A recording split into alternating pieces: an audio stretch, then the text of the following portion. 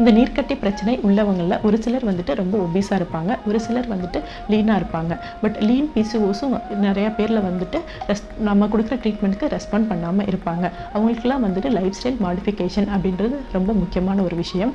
அதை எப்படி பண்ணலாம் அப்படின்றத இந்த எபிசோடில் பார்க்கலாம். நான் டாக்டர் சவிதா அசோக், சக்தி கருத்தரிப்பு மற்றும் டெஸ்ட் டியூப் பேபி சென்டரில் குழந்தையின்மை மற்றும் மகப்பேறு மருத்துவராக பணிபுரிகின்றேன். மேலும் இதில் ஏதாவது டவுட்ஸ் இருந்துச்சுன்னா யூடியூப் சேனலை சப்ஸ்கிரைப் பண்ணலாம். கீழே உள்ள எண்ணுக்கு வாட்ஸ்அப்போ இல்லை மெசேஜஸோ இல்லை காலோ பண்ணி கேட்கலாம். இல்லை சக்தி ஃபர்டிலிட்டி அப்படின்ற வெப்சைட்டை போய் பாருங்கள். இல்லாட்டி கீழே உள்ள நம்பருக்கு வந்துட்டு கமெண்ட்ஸ் பாஸ் பண்ணுங்கள்.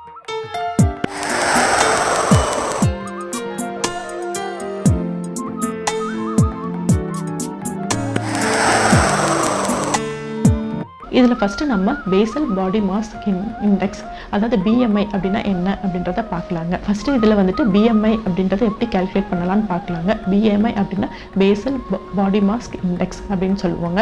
இதில் வந்துட்டு ஹைட்டும் வெயிட்டும் நம்ம எடுத்துக்கிறோம். பிஎம்ஐ அப்படின்னா weight in kilogram by height in meter square அப்படின்றது மூலமாக கால்குலேட் பண்ணலாம். இதில் 18க்கு கீழே இருந்தால் அண்டர் வெயிட்னு சொல்கிறோம், 20 to 25 அப்படின்னா நார்மல் வெயிட்னு சொல்கிறோம், அதே இது 30 அப்படின்னா ஓவர் வெயிட்னு சொல்கிறோம், 35க்கு மேலே இருக்கவங்கள சொல்றோம். இதுல லைஃப் ஸ்டைல் மாடிஃபிகேஷன் அப்படின்னா என்ன அப்படின்னு பார்த்தீங்கன்னா அதில் டயட்டும் எக்ஸசைஸும் இன்க்ளூட் ஆகுங்க. இதில் டயட் அப்படின்னா பார்த்தீங்கன்னா அவங்க கார்போஹைட்ரேட்ஸ், ஃபேட்ஸ், ப்ரோட்டீன்ஸ் அப்படின்ற மூன்று விஷயம் வந்துட்டு டயட்டில் இருக்குது. இந்த ஒபீஸாக இருக்கிறவங்க வந்துட்டு கார்போஹைட்ரேட்ஸ் வந்து கம்மி பண்ணிக்கணும்.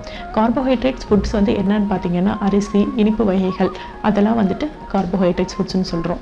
அதே இது ப்ரோட்டீன்ஸ் அப்படின்னா அது பருப்பு வகைகள், cereals, millets, paneer, mushrooms, milk and dairy products, அதெல்லாம் வந்துட்டு ப்ரோட்டீன்ஸ் ரிச் டயட் அப்படின்னு சொல்கிறோம். அடுத்து ஃபேட் ரிச் ஃபுட்ஸ் வந்துட்டு என்ன அப்படின்னு பார்த்தீங்கன்னா ஆயில் ஐட்டம்ஸ், ஆயில் உள்ள எல்லாமே வந்துட்டு ஃபேட் ரிச் ஃபுட் அப்படின்னு சொல்கிறோம். இதில் வந்துட்டு நீர்க்கட்டி பிரச்சனை உள்ளவங்க வந்துட்டு கார்போஹைட்ரேட்ஸையும் அந்த ஃபேட்ஸையும் வந்துட்டு கம்மி பண்ணிவிட்டு ப்ரோட்டீன் ரிச் டயட்ஸ் வந்துட்டு நிறையா எடுத்துக்கலாம்.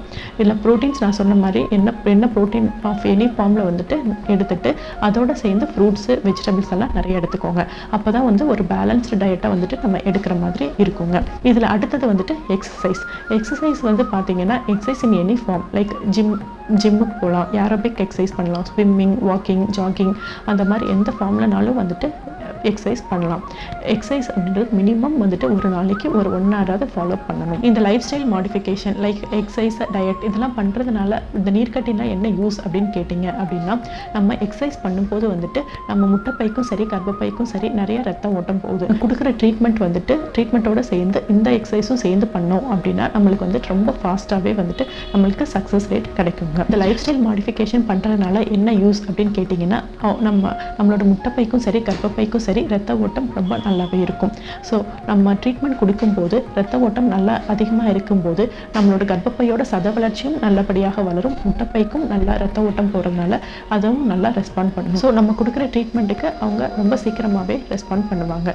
Either simple treatment like tablets கொடுத்து கன்சீவ் ஆகிற மாதிரி இருந்தாலும் சரி, இல்லை ஐவிஎஃப் பண்ணுற மாதிரி இருந்தாலும் சரி, இந்த லைஃப் ஸ்டைல் மாடிஃபிகேஷன் பண்ணிட்டு பண்ணோம் அப்படின்னா முட்டையோட ஆரோக்கியமும் நன்றாக வரும். ஸோ டயட் பற்றி தெரிஞ்சிருப்பீங்க இந்த எபிசோடில் அப்படின்னு நினைக்கிறேங்க. நன்றி, வணக்கம்.